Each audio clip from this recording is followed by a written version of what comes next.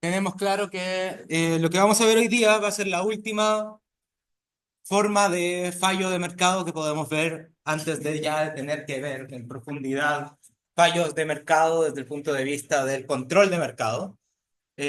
Habíamos hablado de que nuestros fallos de mercado, a grandes rasgos, podríamos entenderlo desde las externalidades,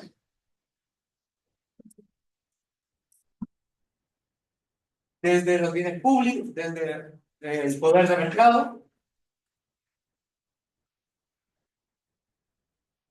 Y habíamos entendido que las externalidades eran el resultado de un intercambio o de una producción, que una externalidad podía significar que los bienes, los intercambios no llegaban a una dotación apropiada desde el punto de vista de Walras, en donde habría un exceso de oferta o un exceso de demanda, porque hay un efecto extra que no está siendo considerado dentro del precio y por lo tanto no está siendo afectado, no está siendo considerado dentro de los ingresos o los beneficios marginales.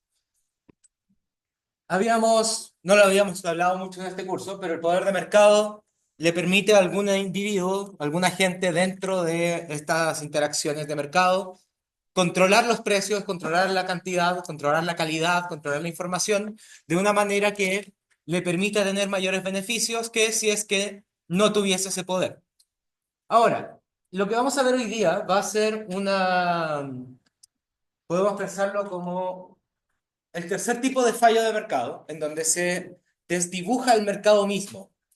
Y el hecho de que se vuelve difícil definir cómo funciona un mercado cuando hablamos de los bienes públicos.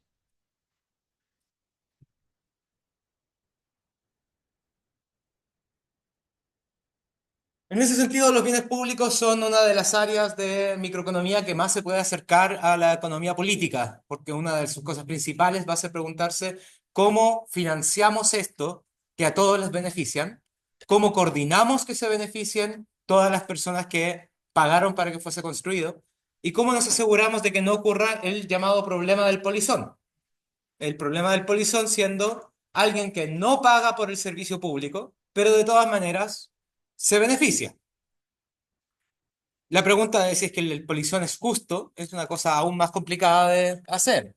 Preguntarse si es que una persona que no puede pagar, pero se beneficia de un bien público, está haciendo algo éticamente o legalmente injusto. Dígame. ¿No puede pagar o no quiere pagar? Ahí hay una pregunta bien interesante desde el punto de vista de políticas públicas, que es, eh, por un lado, tenemos personas que pueden y no lo hacen. Eso sería el polizón en el sentido más clásico. Alguien que podría pagar el servicio público, pero no lo hace. Más que nada porque entiende los incentivos en los juegos, entiende cómo puede beneficiarse de no hacerlo. Pero también tenemos que entender que van a haber muchas ocasiones en donde la persona es polizón porque no puede pagar. Por ejemplo, en un sistema de salud. Vamos a tener que las personas que más necesitan un sistema de salud a menudo son las personas que menos pueden pagarlo. Y eso es uno de los problemas que lleva a cómo está la AFP, o sea, los sistemas de FONASA hoy en día. Los sistemas de salud privado, conviene a la gente que tiene peor salud contratarlos. Y por lo tanto, la gente que tiene peor salud, además es la gente que más necesita del servicio, que significa que ahora solamente la gente que se vuelve mayor costo para el servicio es la gente que está pagando el mínimo del servicio. Por ejemplo, alguien que tenga un problema, que necesite un medicamento todos los meses, es la única persona que en realidad está pagando un servicio privado que le dé todos los medicamentos que necesite. Eh, en ese sentido, vamos a ver que uno de los problemas de los bienes públicos es que es muy difícil separar la persona que puede y no lo hace, que puede y no paga, de la persona que no puede pagar y no paga. Otra pregunta, antes de empezar la... No puedes, porque esperan que los demás paguen. En efecto, cuando hablamos de bienes públicos, estamos llegando a un juego, desde el punto de vista microeconómico, un juego en el que tenemos demasiados agentes jugando y por lo tanto intentar ver lo que hacen los demás puede llevar a estas ocasiones en donde uno no paga porque espera que todos los demás paguen. Y el problema es que si eso es una estrategia dominante, nadie paga. Entonces, los bienes públicos hasta ahora los habíamos hablado de bienes normales, decisiones de individuos, en la eficiencia centrado principalmente en la existencia de bienes privados.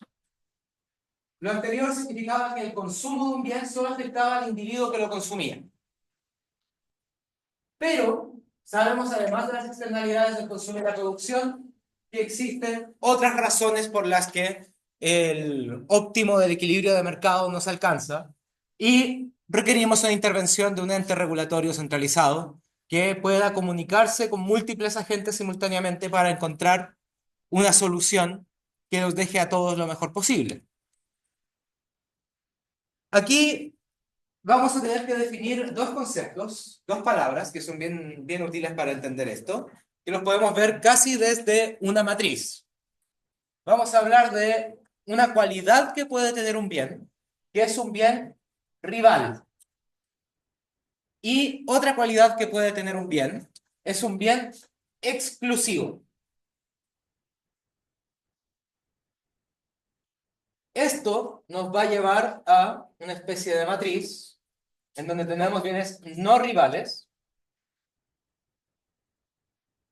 y bienes no exclusivos. Y esto nos va a permitir analizar los bienes. ¿Qué significan estos dos conceptos? Vemos que un bien privado van a ser bienes que son rivales y exclusivos. Esto significa que los privados pueden proveer los bienes en general de manera eficiente bajo un mercado competitivo. La rivalidad significa que el consumo de un bien determinado por parte de un individuo reduce la cantidad total del bien disponible. Eso significa el bien se acaba por ser consumido. Eso significa que un bien rival vamos a tener una especie de competencia en el mero hecho de consumir el bien. Los que vengan de una familia numerosa saben cuando se sirve la mesa y la gente se pone a comer, a alguien le sobra, se lo piden y se lo comen. Los bienes, en ese sentido, van a ser los bienes rivales van a ser los bienes más escasos, por así decirlo, o los que sufren de escasez, en el sentido de que los bienes, estos los vamos a llamar los bienes privados, van a ser bienes que por su uso se agotan. Ahí podemos tener, por ejemplo, el tiempo que uno tiene. Es difícil ocupar su tiempo para muchas cosas diferentes simultáneamente. Podemos pensar en toda la comida, la bebida en lata, la vivienda para un grupo familiar, pero también hay bienes que no son exactamente rivales. Por ejemplo, el uso de Internet, la emisión de la radio, de televisión por cable, el uso de la calle, la avenida congestionada, seguridad en un condominio, la defensa nacional. Ahí tenemos que, si es que tenemos, por ejemplo, un sistema de seguridad nacional, por ejemplo, el ejército está dando un servicio para todo el país. Y no porque una persona esté recibiendo ese servicio, otra persona no lo estará. A menos, por supuesto, esto no es tan discreto como un bien rival no rival. Tenemos tal cosa como que haya tanta necesidad que empiece a aparecer la rivalidad. Podemos pensar en una piscina.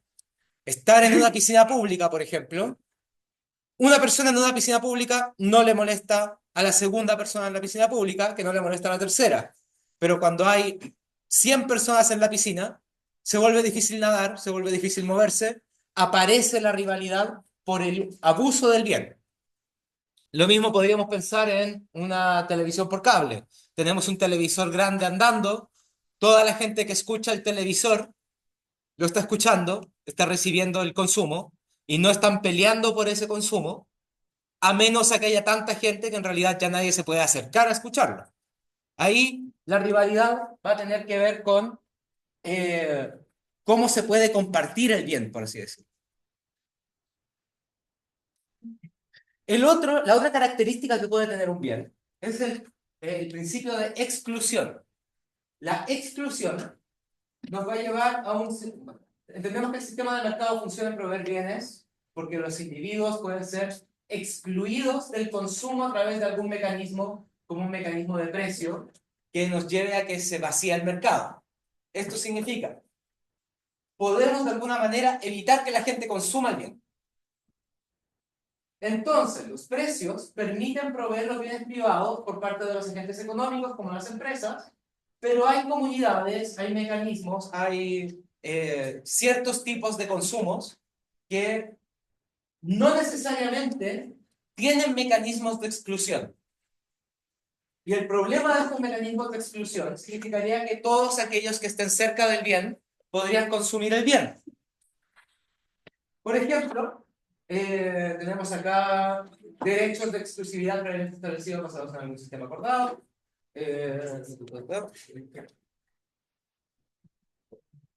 Entonces, tenemos bienes que no son o privados o no son rivales.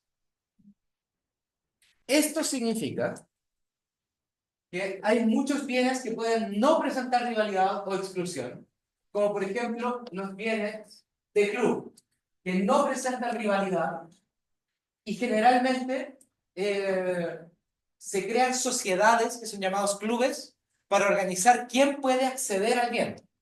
Entonces tenemos acá un bien no rival pero exclusivo, es un bien club. Por ejemplo, lo que habíamos hablado de una piscina. Tenemos en una piscina que se puede compartir estar en la piscina, pero el problema es que si es que toda la gente que estuviese cerca de la piscina puede acceder a ella, terminamos con que hay mucha gente ocupándola. Entonces intentamos crear algún mecanismo para evitar que todo el mundo ocupe el bien, y ese mecanismo es un mecanismo de exclusividad, excluir un grupo. Entonces pensemos en una membresía en una piscina. Tienes un carnet de la piscina, el costo marginal de ocuparla es muy pequeño, el costo marginal de que otros lo ocupen también puede ser relativamente pequeño, pero tenemos entonces que no empeora nuestra utilidad porque otra gente ocupe el objeto, entonces no es un bien rival, pero queremos limitar la cantidad de personas que lo pueden ocupar. Entonces es un bien exclusivo. A esto lo llamamos bienes club. Ahí también podemos tener, hay muchos tipos de bienes club. Podríamos hasta pensar en la universidad como un bien club. Eh, no es como que ustedes, en un grado sí, pierden bienestar en salas demasiado grandes, pero eh, no al nivel en el que creerían un profesor para cada uno. En ese sentido, la universidad también la podemos pensar como un club en donde la matrícula permite acceso al club. Por otro lado, eh, tenemos otra cosa que son bienes que para proveer estos bienes y servicios existe un costo fijo para proveerlos. Eh, Otros bienes pueden presentar rivalidad, pero no exclusión. Por ejemplo, lo que se llaman los bienes comunales, que tienen rivalidad, pero no exclusión, como bienes comunales. Por ejemplo, un baño público. Un baño público solamente lo puede usar una persona a la vez, es un bien rival, pero nadie excluye y no hay un mecanismo de precios para evitar que otros lo ocupen. Entonces tenemos lo que se llaman bienes comunales porque todos los miembros de la comunidad lo pueden ocupar siempre y cuando lo dejen en buen estado para que la siguiente persona lo siga ocupando. Ahí también podemos pensar las salas de CEIC, tal vez. No es como que todos pueden ocupar las salas de CEIC, pero se las piden a su coordinador y las pueden ocupar. Eso es algo que se puede compartir dentro de la comunidad. Entonces, los bienes públicos van a ser aquellos que no presentan ni rivalidad ni exclusión. Dígame. Por- Porque no mucha gente la puede ocupar a la vez. Eso. Listo. Eh, por supuesto, bienes comunales, podemos pensar también, por ejemplo, una camioneta de una municipalidad.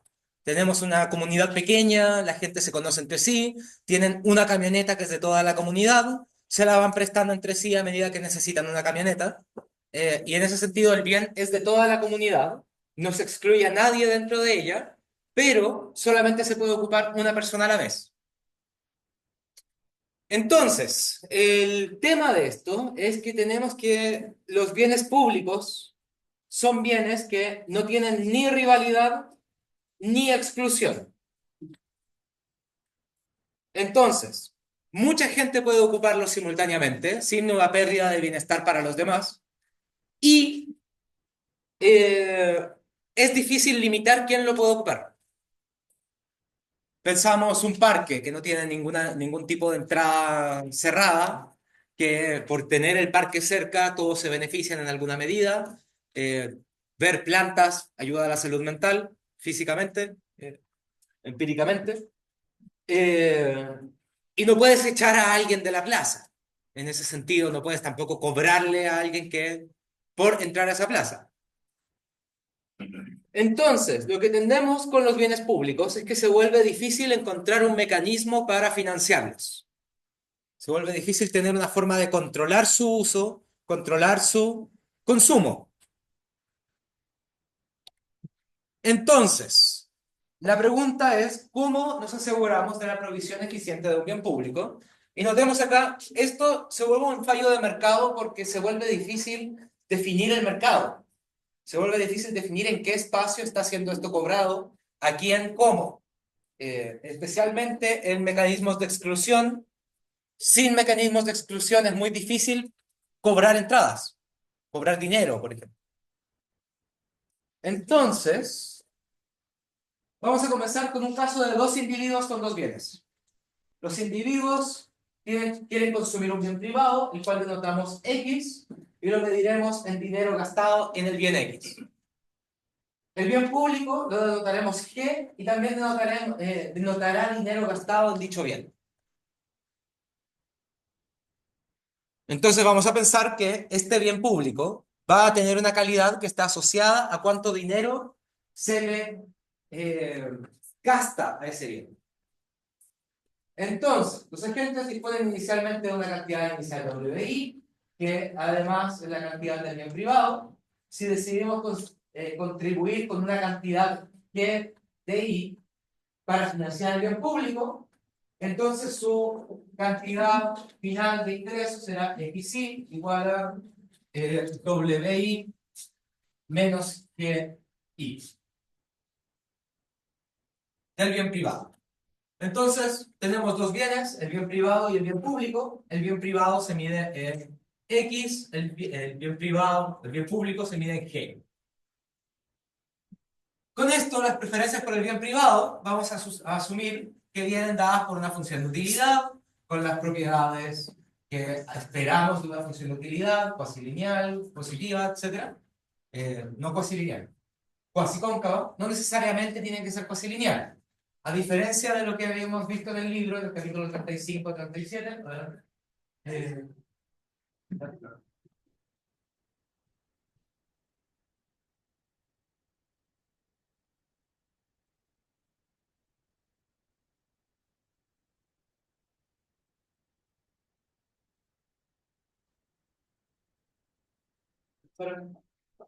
ok, entonces estamos viendo una función de utilidad que cumple todas las cualidades que habíamos esperado de nuestra función de utilidad, que vamos a llamar la utilidad del individuo I, que depende de X, Y, G. Esto es, la utilidad del individuo no depende de cuánto haya gastado el mismo individuo en el bien público, sino que depende de el gasto total en el bien público.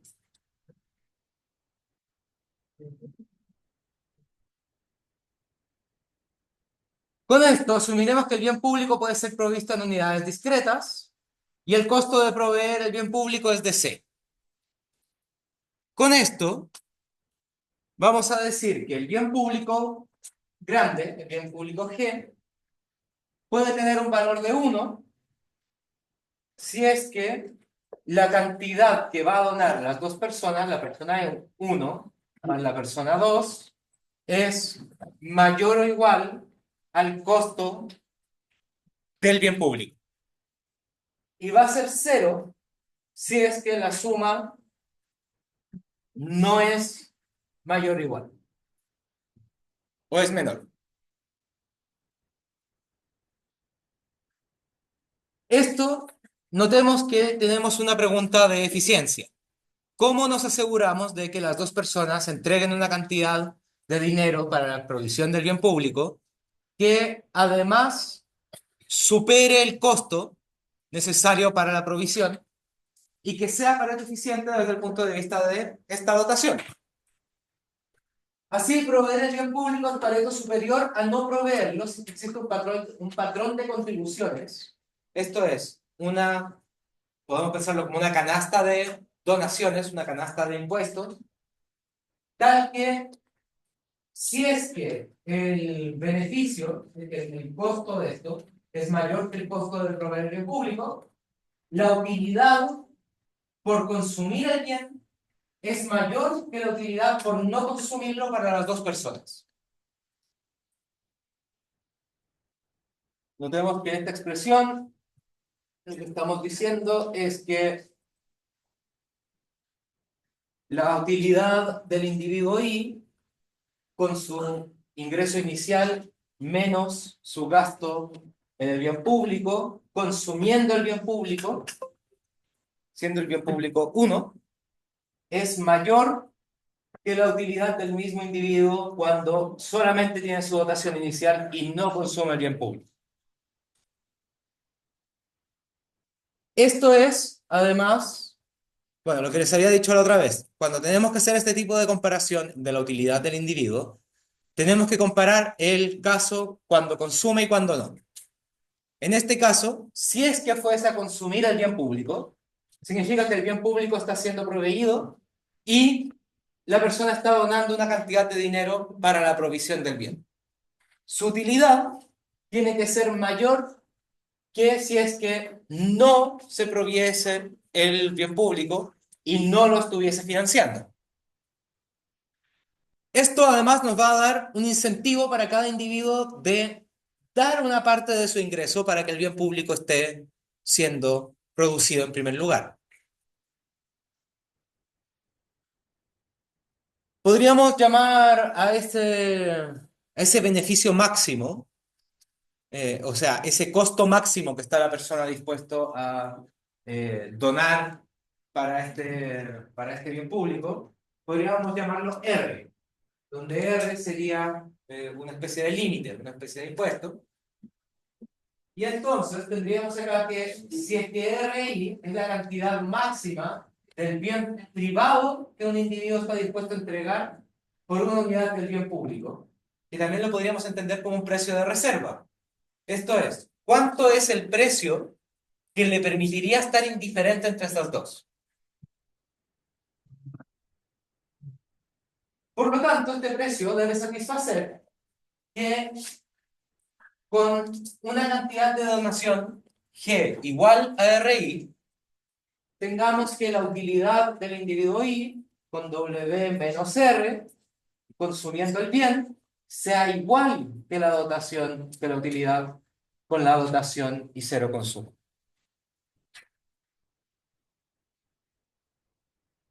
Ahora, por transitividad, esto significaría que en toda situación, la utilidad del individuo donando con el bien que 1 tiene que ser mayor a la utilidad que tendría si es que solamente donase la cantidad mínima.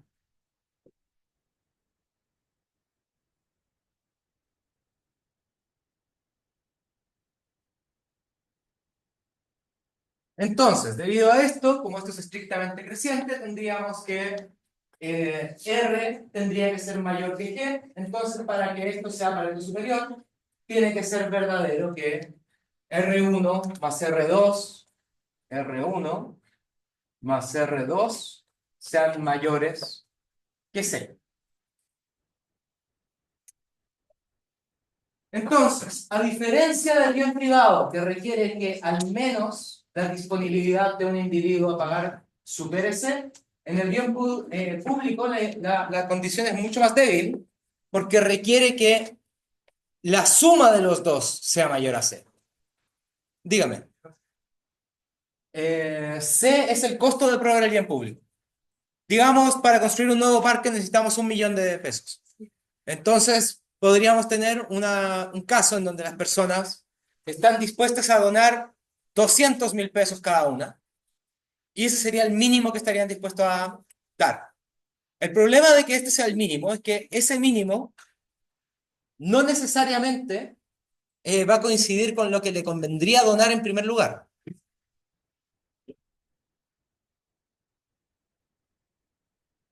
Entonces, es eh, un óptimo de Pareto, un caso óptimo en el sentido de Pareto, la provisión más óptima en el sentido de Pareto, eh, proveer el bien público si la suma de los precios de reserva o máximo a sacrificar del bien privado supera el costo de proveer. Esto es, el bien se va a construir si es que la suma de las dotaciones que están dispuestos a donar, de los precios de reserva, superase el costo de construir este bien. Si es que no lo superase, el bien no se construye.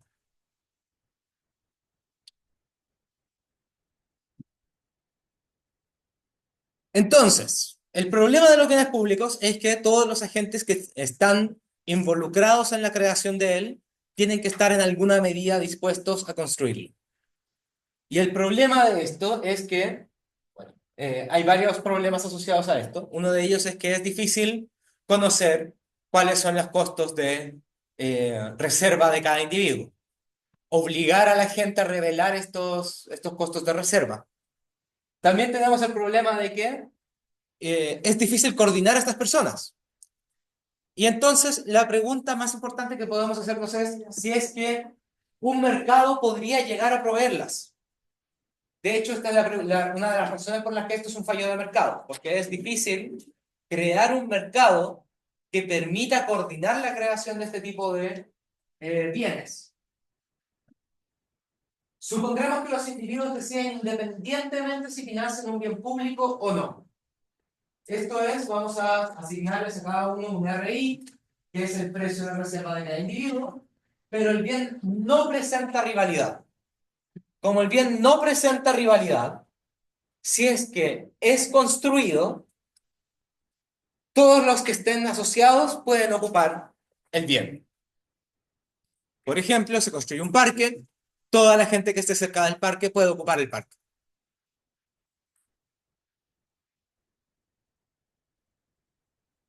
Por supuesto, esto no es solamente el parque, podremos pensar en el servicio electoral, por ejemplo, en el CERVEL. El CERVEL de Chile es muy bueno a nivel internacional. Estamos hablando de que en Estados Unidos, en Perú, en Argentina, cuando hay elecciones presidenciales se demoran un par de semanas en contar los votos. Y en Chile se demoran un par de horas.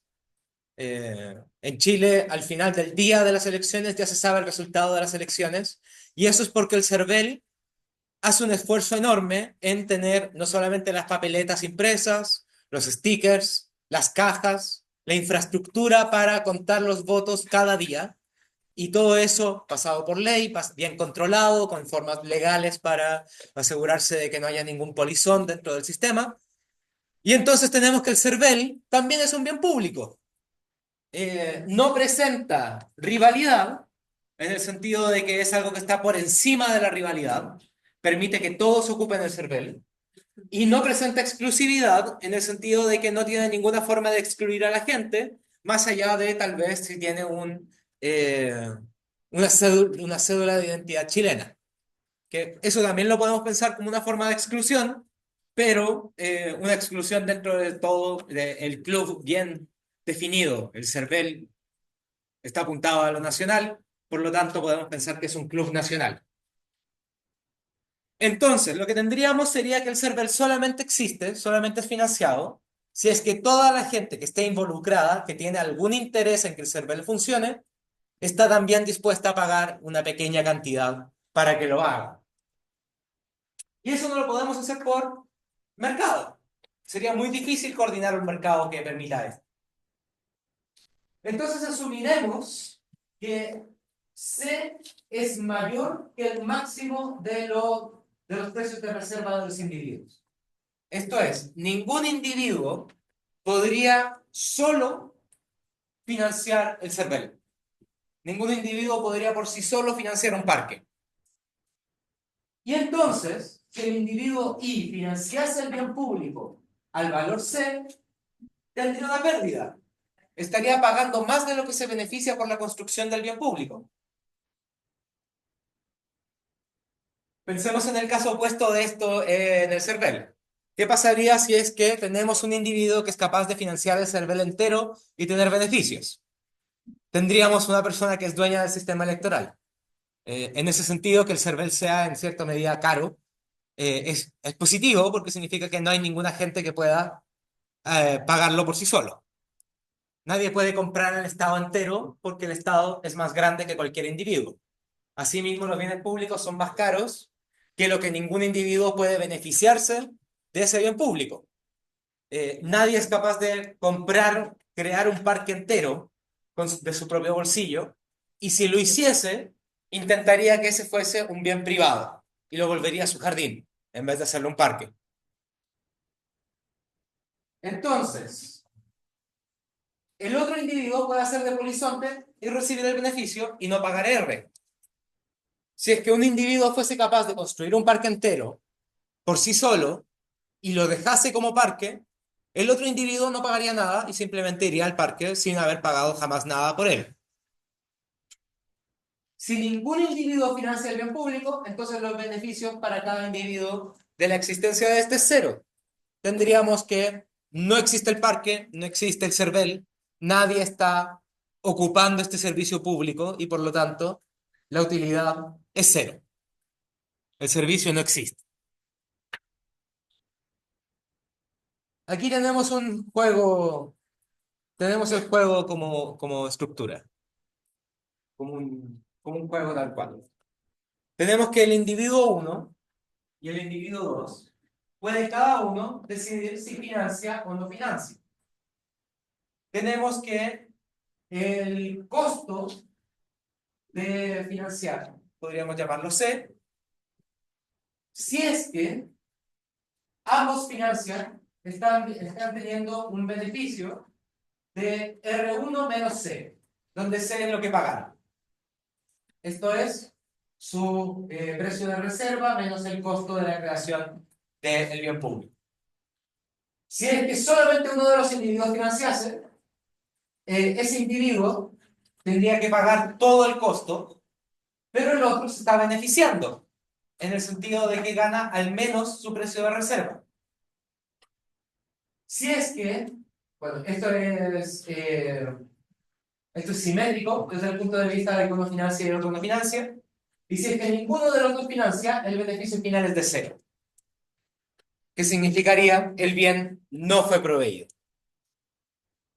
Podemos ver esto como un dilema del prisionero, inmediatamente notar que para el individuo 2, si es que compara si financia gana R2 menos C, si es que no financia puede ganar R2 o puede ganar C. Si es que el costo de proveer el bien público es muy grande, R2 menos C puede ser negativo. Y si es que R2 menos C es negativo, no financiar la estrategia dominante. ¿Qué significaría? Si es que el costo de proveer el bien público es demasiado grande, ninguno de los dos agentes va a tener incentivos para financiarlo. Que es un problema desde el dilema del prisionero. Tendríamos que, como ninguno de los dos quiere financiar el bien no se financia.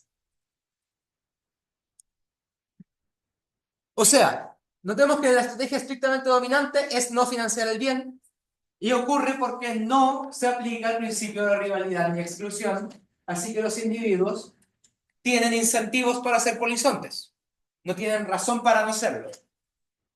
Lo anterior implica que los privados no proveerán de bien públicos, aunque sea eficiente, aunque R1 más R2 sea mayor que cero.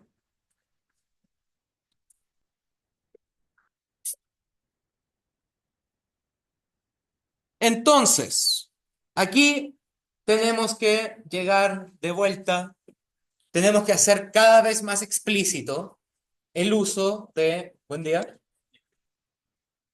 Vamos a tener que hacer cada vez más explícito el uso de la economía política.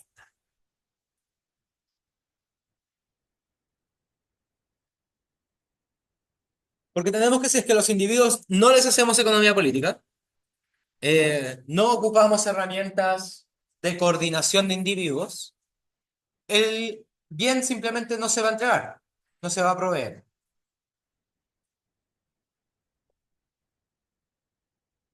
En ese sentido, hay muchas sociedades y comunidades que votan para asignar bienes públicos utilizando reglas de mayoría. Las distintas reglas de mayoría van a ser diferentes para distintas comunidades. Por supuesto, esto se puede estudiar. Eh, Toda la economía política ha llegado hasta cierto punto a estudiar este tipo de temas. Les había hablado en la clase pasada, cuando hablábamos de externalidades, un libro de Introducción a la Economía Política, 1887, 17 años después de la introducción a la economía teórica de Walras. Entonces lo que tenemos es que la economía, desde el punto de vista del análisis, va evolucionando para intentar incluir estos problemas de los bienes públicos de las economías, de la economía política, cada vez más explícito en los modelos. Bueno, hoy en día cuando se hacen análisis político de las elecciones, se hace un análisis que tiene que ver con lo que estamos haciendo aquí. Por ejemplo, ver en Estados Unidos distintos sectores, cómo ha votado históricamente cada sector, y luego intentar predecir con eso qué le convendría, con preferencias reveladas, a cada sector, dado la nueva posibilidad de votación. Entonces, tener modelos de por qué las personas van a votar de ciertas maneras, luego va a servir como modelo para crear herramientas empíricas de cómo votan las personas. Y también nos va a permitir crear modelos generales en donde decimos, si es que este modelo de votación fallase por la razón que fuese, ¿qué pasa con la dotación de bienes públicos? ¿Qué pasa con estas elecciones? Entonces vamos a pensar que existen tres personas, tres individuos, y tienen precios de reservas cada uno más grande que el anterior. Entonces la persona uno valora mucho un bien público. La persona 2 también lo valora, pero un poco menos. La persona 3 también lo valora, pero un poco menos. El costo de proveer una unidad del bien público podríamos llamarla C, el cual se va a repartir en partes iguales. Eso va a significar que tenemos un GI igual a C partido 3.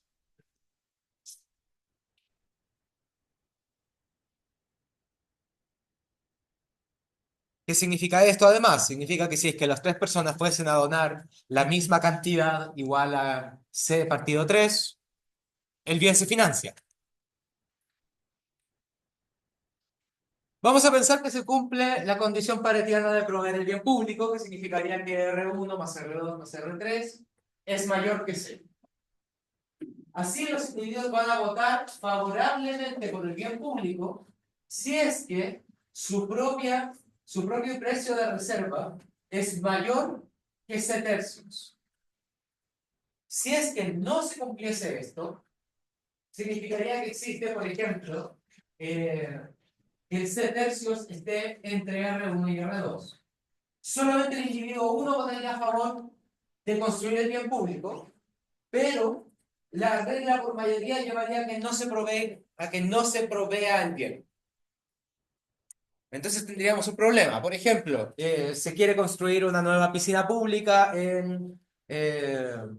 bueno, las desigualdades de ingresos sirven mucho para entender este tipo de problemas. Estamos hablando, por ejemplo, ¿dónde podría ser? Se quiere crear un nuevo parque entre las comunas entre La Florida, Peñalolén y Macul. No sé si hay un punto medio entre las tres. Creo que el punto medio entre las tres es una estación de metro, pero se intenta crear un bien público ahí. Entonces, tendríamos que puede que a una de las comunas le convenga mucho la creación de este nuevo parque. Y entonces esté muy dispuesta a ocupar fondos públicos para financiar, fondos municipales para financiar. Pero pasa que las otras dos comunas no se beneficiarían tanto de la construcción de este parque y por lo tanto no les convendría donar parte de su ingreso a la construcción. Dígame. Sí, tal cual. El, bueno, hay bienes públicos bien interesantes. El metro sabemos que es un bien público, en el sentido de que el costo que uno paga para acceder es prácticamente el costo marginal, tal vez un poco menos que el costo marginal. Y eso significa que la gente es muy relativamente fácil entrar, no hay mecanismos de exclusión.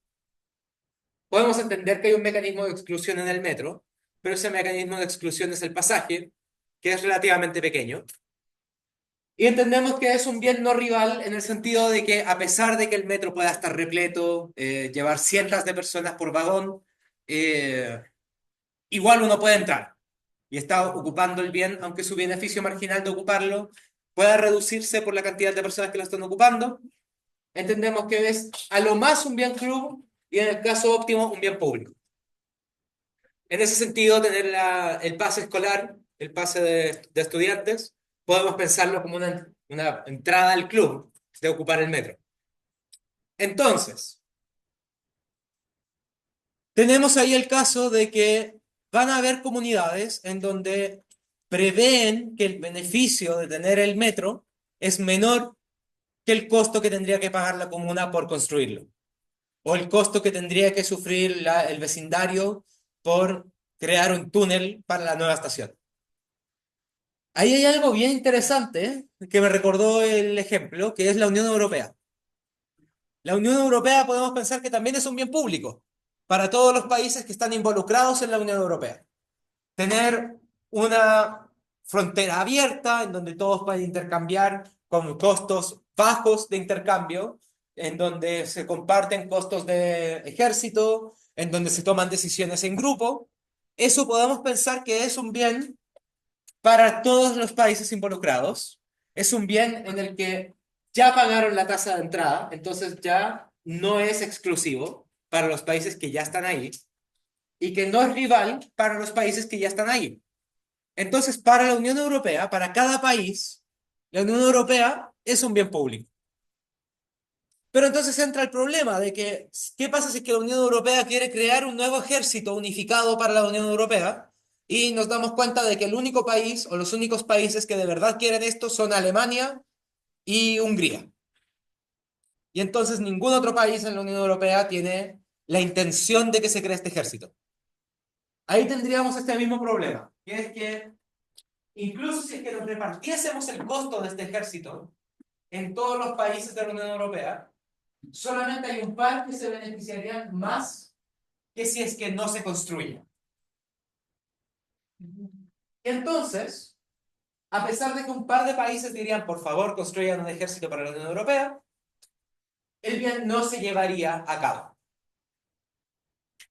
El problema con las votaciones así es que implica comparación costo-beneficio basada en las preferencias personales, mientras que la asignación eficiente tiene que ver con los precios de reserva. Entonces estamos viendo una diferencia entre lo que le conviene al país y lo que el país está dispuesto a pagar por esto, que en bienes públicos se vuelve complicado de comparar porque estamos comparando una situación social, grupal, con una situación interna, personal. Y estamos comparando costo-beneficio, pero lo estamos comparando sin considerar a la comunidad, por así decirlo. Una alternativa uno sería que, por ejemplo, Alemania estuviese dispuesto a pagar el costo por el ejército de todos los demás países de la Unión Europea, que más o menos es donde estamos. Alemania se lleva una parte muy importante del costo de la Unión Europea porque es uno de los países que tiene mayor ingreso, así que tiene mayor disponibilidad a pagar por cualquier cosa como esta. Eso significaría que este país, este individuo que está dispuesto a compensar al resto, tendría que entrar a negociar con el resto de los países para ver cuánto les puede dar. Y podría negociar ser alto, el costo de esta negociación puede ser muy alto, especialmente si aumenta el número de individuos involucrados. Imaginémonos que la Unión Europea, o sea, Alemania tiene que empezar a traer a Estados Unidos para que Estados Unidos entre a coordinar países de la Unión Europea o algo así. Tendríamos que no solamente el problema sigue en la Unión Europea, sino que ahora tuvimos que agregar un nuevo agente que también tiene incentivos, que también tiene intereses, a intentar coordinar esta negociación colectiva, que aumenta los costos, dificulta llegar a una conclusión Pareto eficiente. Otra alternativa sería utilizar mecanismos de votación en los cuales los individuos indicasen su disponibilidad a pagar del bien público. Si la suma de las contribuciones superase el costo, entonces el bien público debería ser provisto. Esto sería preguntarle a cada país de la Unión Europea, ¿quieren pagar por un ejército? ¿Y cuánto del presupuesto nacional estarían dispuestos a pagar? Y entonces, al preguntarle a cada país, podríamos encontrar un presupuesto desde lo que cada país dice que puede pagar. Si la suma de las contribuciones superase entonces este costo, se construiría. Un equilibrio posible es que se provea el bien, pero como existe el riesgo de un polizonte, hay otro equilibrio en que los individuos ofrecen cero contribución. Esto es, por ejemplo, tenemos a Grecia, el país de Grecia, que no tiene muchas razones para tener un ejército y que no tiene mucho presupuesto para crear un ejército. Y entonces le preguntan a todos los países de la Unión Europea cuánto están dispuestos a pagar para crear un ejército unido de toda la comunidad internacional. Y Grecia dice cero.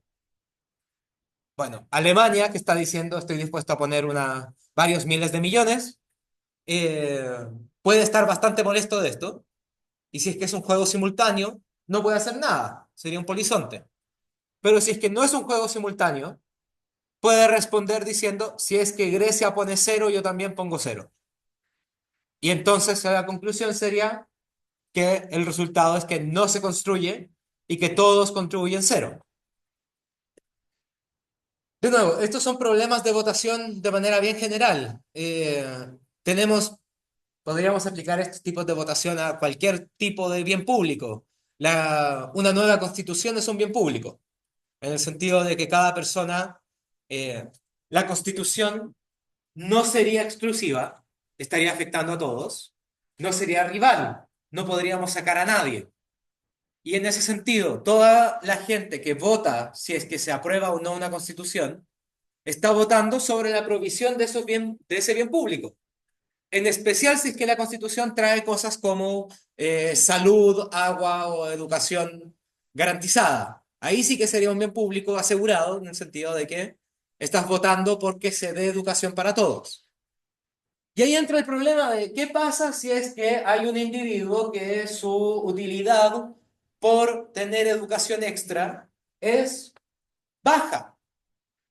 Por ejemplo, alguien que ya estudió bastante, que ya terminó su educación, que no conoce a nadie menor de 20, ¿para qué querería financiar la educación de los demás? Que es problemático desde el punto de vista de las votaciones. Y es por eso mismo que tenemos que estudiar votaciones como un tema económico, algo que va a ir resultando en futuros resultados.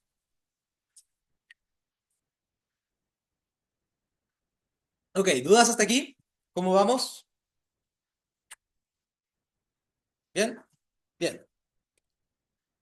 Entonces, vamos a intentar plantear qué es lo que pasa cuando tenemos tres personas y específicamente vamos a tener que hablar de lo que es el caso continuo de este problema. Habíamos hablado aquí, esto de aquí es el caso discreto. El caso discreto significa que el bien se da o no se da. El caso continuo va a significar que el bien se va a dar en proporción a qué tanto se ha donado. Entonces, si es que la Unión Europea, por ejemplo, solamente Alemania está financiando, tenemos un ejército pequeño. Si es que casi todos los países están donando, tenemos un ejército más grande. Si es que todos los países estuviesen donando, tendríamos un ejército muy grande. El problema entonces sería, ¿qué pasa si es que cada país quiere un resultado de un tamaño diferente? Y entonces la pregunta es, ¿de qué tamaño va a terminar siendo el bien público si es que cada individuo, cada agente que tiene algún... A estas alturas podemos ocupar el concepto de colisión, si es que cada coalición quiere alguna cantidad diferente. El ejemplo que daba el compañero arriba, el metro de Santiago. El metro de Santiago es un caso continuo, en el sentido de que entre más metro de Santiago, mejor estamos todos. Entre más estación, mejor estamos. Pero ¿qué pasa si es que cada comuna tiene que pagar por las estaciones que tiene cerca? Vamos a tener que algunas estaciones, algunas comunas van a construir estaciones y otras comunas no. Y aún así las comunas que no quieran estaciones se van a beneficiar, pero se van a beneficiar menos. Entonces, vamos a suponer entonces que el bien público es continuo y por simplicidad asumamos que hay dos individuos. Esto es, tenemos que G1, G2, la contribución total al financiamiento del bien público es la cantidad del bien público G grande G1 más G2.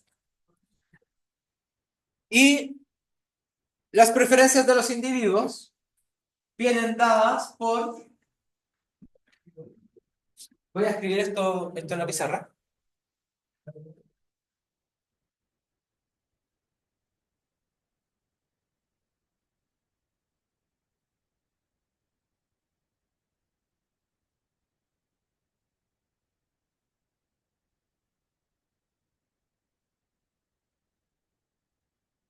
Entonces tenemos que grande es la suma de la que donaría cada individuo, cada coalición, y la utilidad de cada coalición depende de G grande y depende de su propio ingreso menos lo que haya donado para la construcción del bien público. El bien público lo entendemos como G, G grande, es el resultado de lo que donan los dos individuos y su propia utilidad va a ser negativa respecto a haber donado. Para determinar entonces si es que tenemos una cantidad eficiente u óptima del bien público, podemos ocupar el método del planificador central. El organizador central, ¿cuál era el término que les había dicho? Lo llamábamos a veces el dictador benigno. Eh, el planificador central omnibenevolente. Ahí está la palabra. Omnibenevolente. Entonces, el planificador central, y esta tercera palabra, omnibenevolente.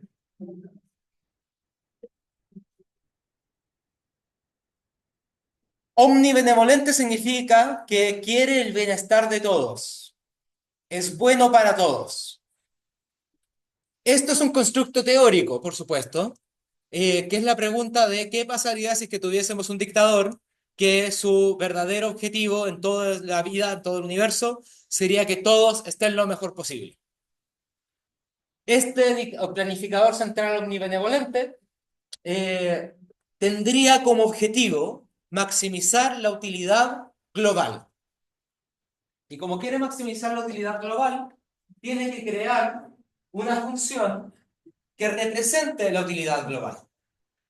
En este sentido, en este caso, lo representamos como una suma que se parece bastante a una ecuación de von Neumann-Morgenstern. Notemos entonces que el planificador central, que quiere que todos los individuos estén lo mejor posible, va a diseñar su función de costos como que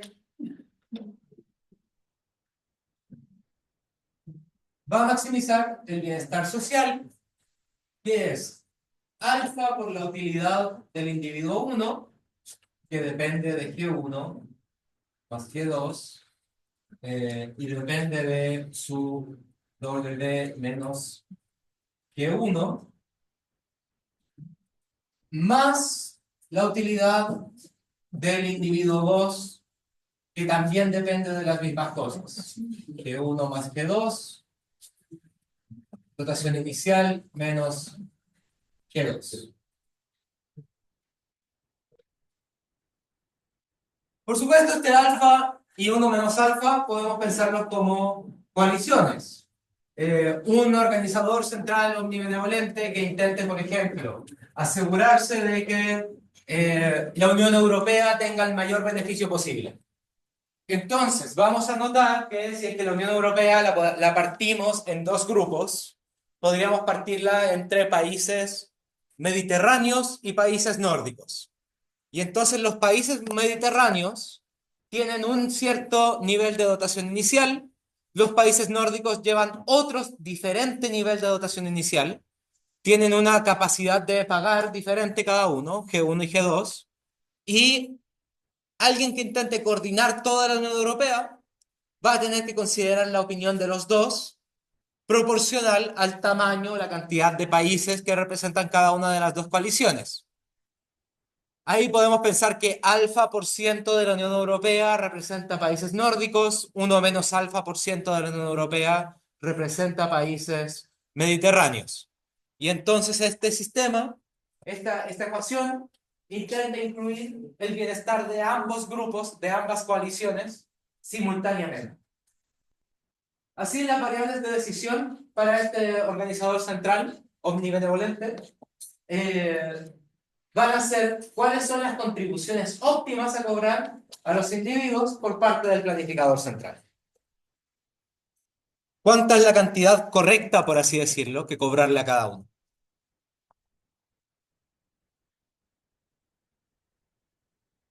Entonces, tenemos acá que esto nos va a resultar en algo de álgebra, porque tendremos álgebra.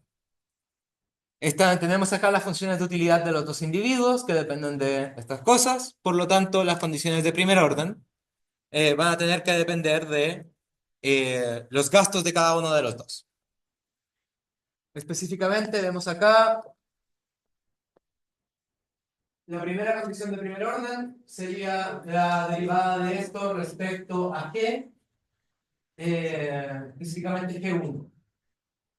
Entonces, la derivada de la utilidad de este respecto a G1 va a ser el cambio en la utilidad menos el cambio en la utilidad que venga por la cantidad de ingreso que tiene.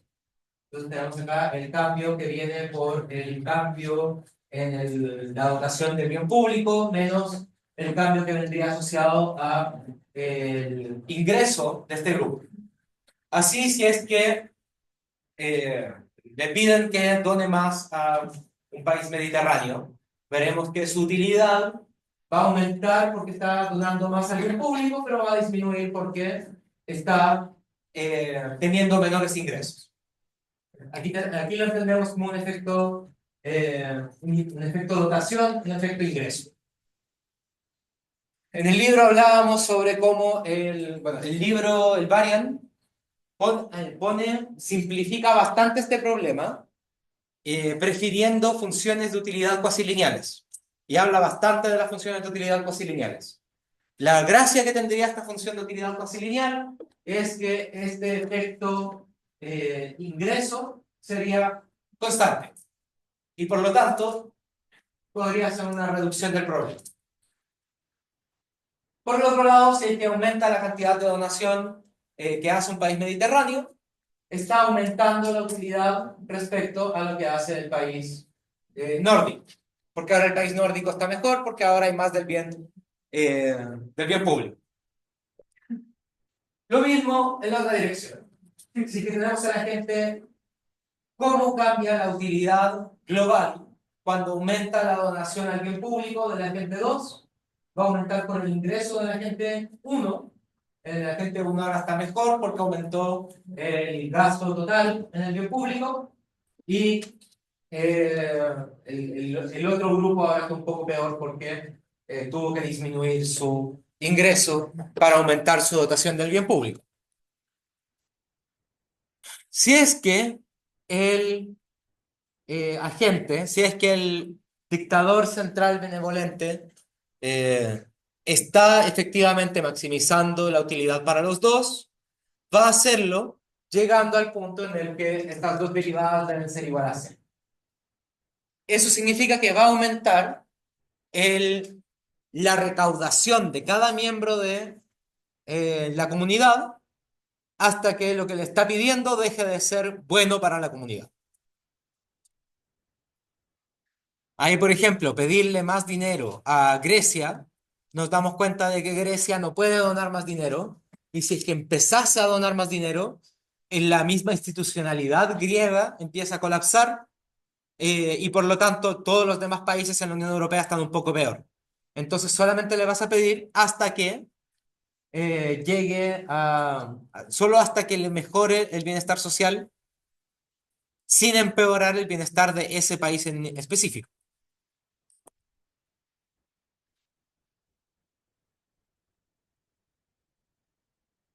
Notemos que esto significa que tenemos acá, pasamos el efecto positivo del cambio de X1. Este X1 debe ser el G1. Cambiamos este es el efecto negativo del aumento de G1, este es el efecto negativo del aumento de G2. Por lo tanto, tendríamos que el efecto de aumento del gasto de gobierno en los dos países tiene que ser igual al efecto negativo de seguir aumentando la recaudación de uno de ellos. Dicho de otra manera, uno de los países está aumentando cuánto dona. Por aumentar cuánto dona, los dos están mejorando. Pero eso va a ser hasta cierto punto en donde ya no le conviene seguir aumentando la recaudación. Con esto, podríamos notar acá que idealmente lo que tendríamos acá sería que el aumento del beneficio por aumentar la recaudación del país 1 debiese ser igual al aumento del beneficio por aumentar la recaudación del país 2, proporcional a sus alfas. ¿Por qué lo vemos eso? Porque lo vemos acá. Tenemos que esta parte de acá es igual que esta de acá, esta es igual que esta de acá. Por lo tanto, podemos crear una tasa marginal de sustitución. Esto es, vemos acá, esto es cuánto aumenta la utilidad global, cuánto aumenta el gasto del país 1, partido cuánto cambia la utilidad del país 1 cuando aumenta su donación de bien. Y esto, lo mismo pero del país 2. Sumados, estas dos fracciones deberían sumar 1, que significa que la suma de las relaciones marginales de sustitución de los individuos debiese ser 1. O si el costo marginal de proveer un bien público implica una unidad de contribución y una unidad menos del bien privado. Dicho de otra manera, al considerar el bienestar de los dos países, al considerar el bienestar de todos los agentes involucrados en la dotación del bien público, estamos viendo que al sumar las tasas de sustitución de los dos, cambiar una unidad de bien de consumo privado se traduce en una unidad del bien público. Dicho de otra manera, el que se construya un parque viene de los ingresos de todas las personas que puedan estar interesadas en ese parque. Incluso si es que uno de los agentes gana poco por esa construcción y el otro gana mucho, la suma de sus tasas marginales de sustitución debiese ser uno, en el sentido de que estamos cambiando dinero por dinero. Esto también asociado al hecho de que no tenemos precios, tenemos costos. No hay un mercado del bien público, sino que tenemos solamente el costo necesario para gatillar que este bien público sea construido.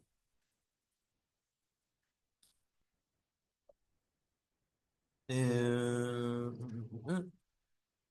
Podemos al tiro darle una función de utilidad a esto. Por ejemplo, una función de utilidad, esta no es cuasi-lineal, pero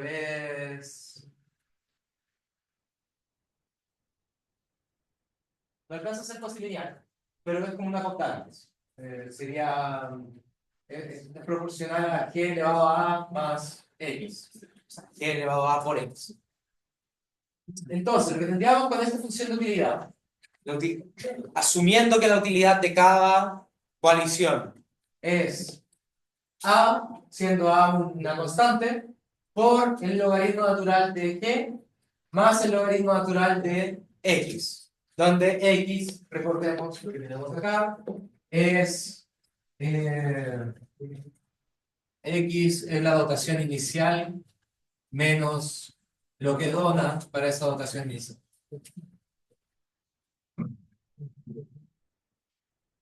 Entonces, la condición de asignación óptima del bien público y privado implicaría que sería esta constante para cada individuo por x sobre g más la misma constante para el x de la persona 2 sobre g tendría que ser igual a 1, que significaría que el bien público, la cantidad de bien públicos que se crea, sería esta constante para el individuo 1 por x de 1 más la cantidad del individuo 2 por x de 2. Que por restricción presupuestaria implica que esto es x1 más x2 más g debe ser igual a w.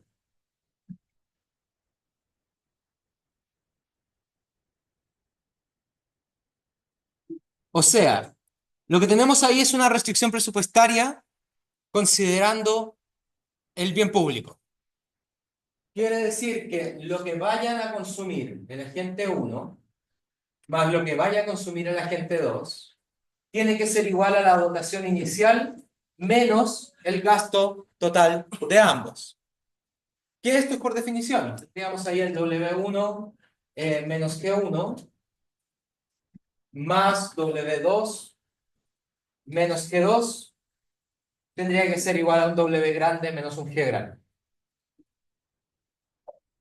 Esto es, de nuevo, una restricción presupuestaria que nos dice que lo más que se puede llegar a consumir, se puede llegar a construir del bien público es la que la gente tiene cuando comenzamos el proceso.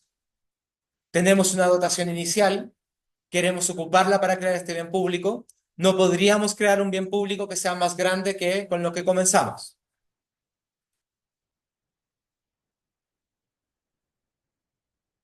Ok, ¿vamos bien? ¿Van quedando dudas? ¿Van solucionándose dudas del libro? Ok, tomamos un break hasta las 5.